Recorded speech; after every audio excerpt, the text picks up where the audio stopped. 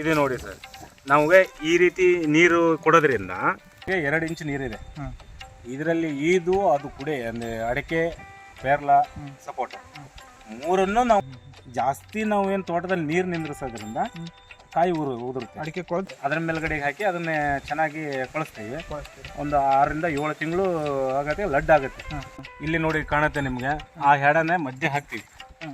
ಇಲ್ಲಿ ಒಟ್ಟು ಮಾಡಿರ್ತೀರಾ, ಅದು ನೆಲಕ್ಕೆ ಬಿದ್ಮೇಲೆ ಅದು ಒಂದ್ ಸ್ವಲ್ಪ ಕೊಳತು ಗೊಬ್ಬರ ಟೈಪ್ ಆಗುತ್ತೆ. ಅದರಲ್ಲಿ ಎರೆಹುಳ ಜಾಸ್ತಿ ಆಗುತ್ತೆ. ಎರೆಹುಳ ಟೈಪ್ ಹಿಕ್ಕಿನ ಕಾಣುತ್ತೆ. ಇದು ಇದೆಲ್ಲ ಹಿಕ್ಕಿ ಹೌದು ಇದು ಸರ್. ಇದು ವರ್ಷದಲ್ಲಿ 2 ಟೈಮು ಕುರಿ ತರಿಸ್ತೀವಿ. ಅಂದ್ರೆ ಈ ಊರೊಳ್ಳೆ ಎಲ್ಲ ಕುರಿ ಬರುತ್ತೆ. ನಮ್ಮ ಟ್ಯಾಕ್ಟ್ರಿ ಕಂಟಿವೇಶನ್ಗೆ 9 ಅಡಿ ಇದೆ, ಗಿಡ ಬೆಳೆಯಕ್ಕೆ 8 ಅಡಿ.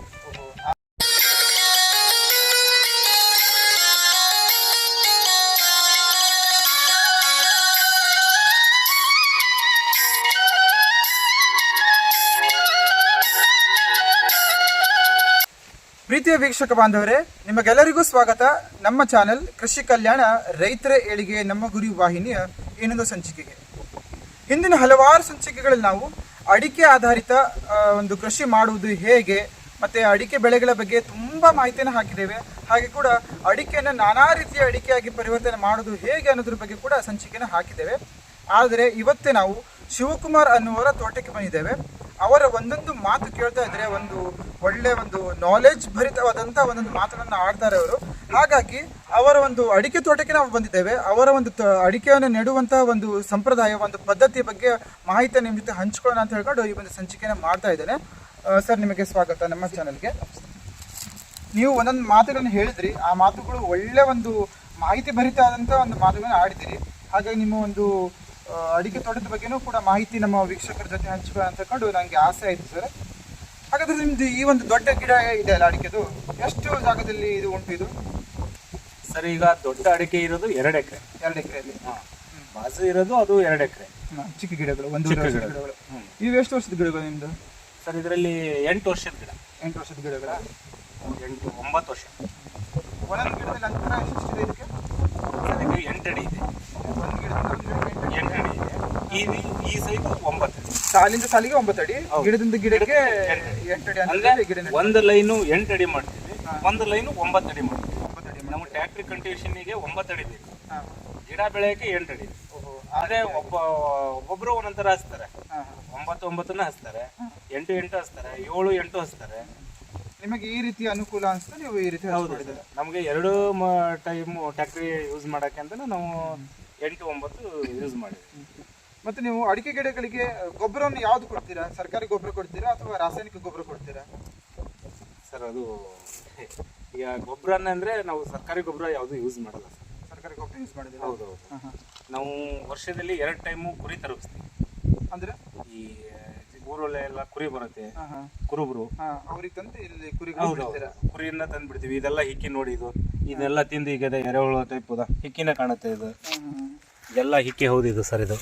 ಇದು ರೀತಿಯಾಗಿ ಇದರಲ್ಲಿ ನೋಡಿ ಎರೆಹುಳದ್ದು ಇದೆಲ್ಲ ಎರೆಹುಳ ಮೇದು ತಿಂದದ್ದೇ ಇದು. ಈ ತರ ಅಷ್ಟು ಇದು ಕುರಿ ಹಿಕ್ಕಿನ. ಇದು ಕಳೆನೂ ಹೋಯ್ತು, ಮತ್ತೆ ಅದ್ರ ಗೊಬ್ಬರಕ್ಕೆ ಬಂತು ಸರ್. ಇದು ಇವಾಗ ಬ್ಯಾಸ್ಗಿನಾಗ ಮಾತ್ರ ನಾವು ಕುರಿ ತರಿಸ್ತೀವಿ. ಮಳೆಗಾಲದಲ್ಲಿ ಸುತ್ತಮುತ್ತ ಎಲ್ಲ ಪೀಕ್ ಮಾಡಿರ್ತಾರೆ, ಕುರಿಗೆ ಯಾರು ಬರಲ್ಲ ಕುರುಬರು.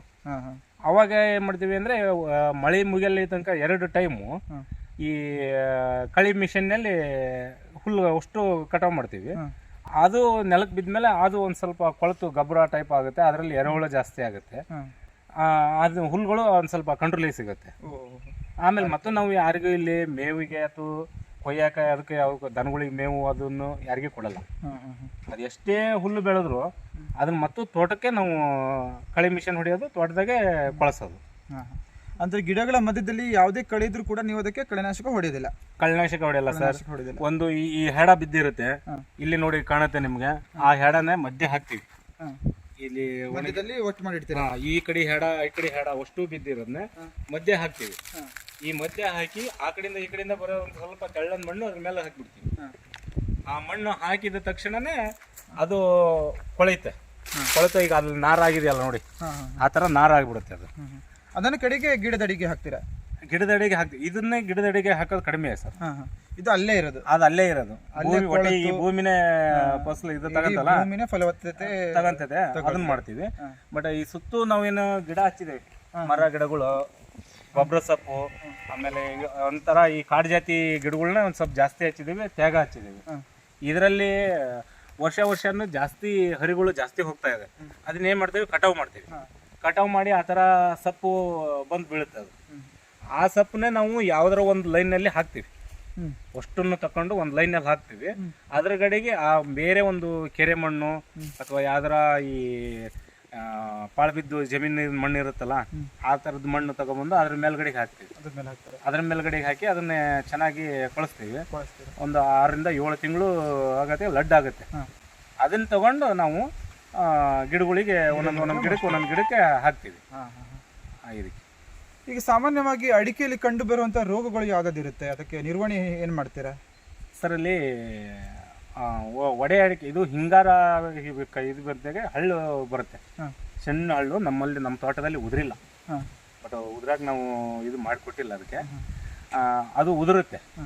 ಇದಕ್ಕೆ ಸುಣ್ಣ ತುತ್ತೆವು ಸೇರಿಸಿ ಸ್ಪ್ರೇ ಮಾಡ್ತೀರಾ? ಹೌದೌದು, ಕೊನೆಗಳಿಗೆ ಸ್ಪ್ರೇ ಮಾಡ್ತಾರೆ. ಹೌದು. ಅದೇ ನೆಕ್ಸ್ಟ್ ಅಡಿಕೆ ಕಾಯಿ ಚೆನ್ನಾಗಿ ಉದುರ್ಲಂಗೆ ಹಿಡೀಲಿ ಅನ್ನೋ ಒಂದು ಉದ್ದೇಶ. ಅವಾಗ ಅದು ಕಾಲೆವು. ಈಗ ನಾವು ನೀರು ತೋಟದಲ್ಲಿ ಕಾಯಿ ಹಿಡಿದಾಗ ಮಳೆ ಸ್ಟಾರ್ಟ್ ಆಗುತ್ತೆ.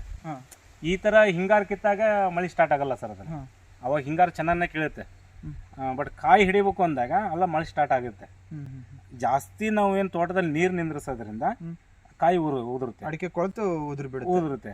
ಅದು ಔಷಧಿ ಪ್ರಾಬ್ಲಮ್ ಅಲ್ಲ, ಗಿಡದ್ದಲ್ಲ, ರೋಗದ್ದಲ್ಲ, ಅದು ನೀರು. ನಾವು ಈ ತರ ಈಗ ಪ್ರತಿ ಲೈನ್ಯಾಗೂ ಟ್ರಂಚ್ ಮಾಡಿದೇವಿ ಈ ತರ.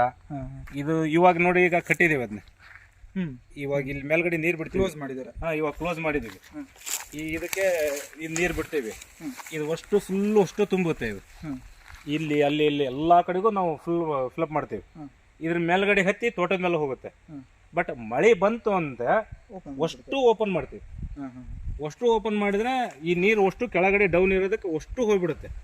ಅವಾಗ ಯಾವುದೇ ರೀತಿ ಗಿಡಕ್ಕೆ ನಮಗೆ ಅಡಿಕೆ ಒಡೆ ಆಯ್ತು, ಕೊಳೆ ಆಯ್ತು, ಯಾವುದು ಬರಲ್ಲ. ಅಡಿಕೆಗೆ ಔಷಧಿ ಪ್ರಮಾಣನ ನಾವು ಕಡಿಮೆನೇ ಯೂಸ್ ಮಾಡ್ತೀವಿ. ಅಂದ್ರೆ ನೀರಿನ ಪೂರೈಕೆ ಮಾಡುವಾಗ ನೀರು ಅಲ್ಲೇ ಉಳ್ಕೊಳ್ಳೋ ತರ ಮಾಡಬಾರ್ದು. ಇಲ್ಲಲ್ಲ, ಈ ಬೇಸಿಗೆನಲ್ಲಿ ಮಾಡ್ಕೊಳ್ಳಿ. ಬೇಸಿಗೆನಾಗ ಯಾರೋ ಮಾಡೋದಾದ್ರೂ ಬೇಸಿಗೆನಲ್ಲಿ ತೋಟದಲ್ಲಿ ಸುಮ್ಮನೆ ಬೇರೆ ಕಡೆಗೆ ಹೋಗಿ ಹರಿದು ಹೋಗಂಗ ಮಾಡಬೇಡ್ರಿ. ಗಿಡಕ್ಕೆ ಹೋಗಂಗ ಮಾಡ್ಕೋಬೇಕು. ಬಟ್ ಮಳೆಗಾಲದಾಗ ಏನಿದೆ ಮಾತ್ರ ಒಂದು ಡ್ರಾಪ್ಸ್ ನೀರು ತೋಟದಲ್ಲಿ ಇರಬಾರ್ದು. ಇವಾಗ ಈ ಒಂದು ಅಡಿಕೆ ತೋಟ ಉಂಟಲ್ಲ ನಿಮ್ದು, ಈ ಅಡಿಕೆ ತೋಟವನ್ನ ಎಷ್ಟು ಇಂಚಿನ ನೀರಿಂದ ನೀವು ಪೂರೈಕೆ ಮಾಡ್ತಾ ಇದ್ದೀರಾ ಸರ್? ಇವಾಗ ಬರೀ ಈಗ ಅಲ್ಲಿ ನೋಡಿದಂಗೆ 2 ಇಂಚ್ ನೀರಿದೆ. ಇದರಲ್ಲಿ ಅದು ಕುಡೆ ಅಂದ್ರೆ ಅಡಿಕೆ, ಪೇರ್ಲ, ಸಪೋಟು ಮೂರನ್ನು ನಾವು ಸಲ್ಲುತ್ತಾ ಇದ್ದೀವಿ. ಅಷ್ಟು ನೀರಿಂದ? ಹೌದು, 2 ಇಂಚ್ ನೀರು. ಅಡಿಕೆ ಈ ಅಡಿಕೆ ಗಿಡಗಳಿಗೆ ಎಷ್ಟು ದಿನಕ್ಕೆ ಒಂದ್ಸಲ ನೀರು ಕೊಡ್ತೀರಾ ನೀವು? ಒಂದು 6 ರಿಂದ 7 ದಿನ ಒಂದು ನೀರು ಕೊಡ್ತೀವಿ. 6 ರಿಂದ 7 ದಿನಕ್ಕೆ ಒಂದು ನೀರು ಕೊಡ್ತೀವಿ. ಯಾವ ರೀತಿಯ ನೀರು ಕೊಡ್ತೀರಿ ನೀವು ಇದಕ್ಕೆ? ಸರ್, ನಿಮಗೊಂದು ಬೇಕಾದ್ರೆ ಅಲ್ಲಿ ವಾಲ್ ಚಲ್ ಮಾಡಿ ತೋರಿಸ್ತೀನಿ. ಇವಾಗ ಅದು ಡ್ರಿಪ್ ಮಾಡಿದ್ದೀವಿ, ಹನಿ ನೀರಾವರಿ. ಇಲ್ಲಿದೆ ನೋಡಿ, ಇದೆ ನೋಡಿ ಸರ್. ನಮಗೆ ಈ ರೀತಿ ನೀರು ಕೊಡೋದ್ರಿಂದ ಗಿಡಕ್ಕೆ ನಮ್ಗೆ ಎಷ್ಟು ಬೇಕೋ ಅಷ್ಟೇ ಯೂಸ್ ಆಗುತ್ತೆ. ಸುಮ್ಮನೆ ಈ ಖಾಲಿ ನೆಲ ಎಲ್ಲ ನೀರು ಹಾಯಿಸೋದ್ರಿಂದ ಏನು ಉಪಯೋಗ ಇಲ್ಲ.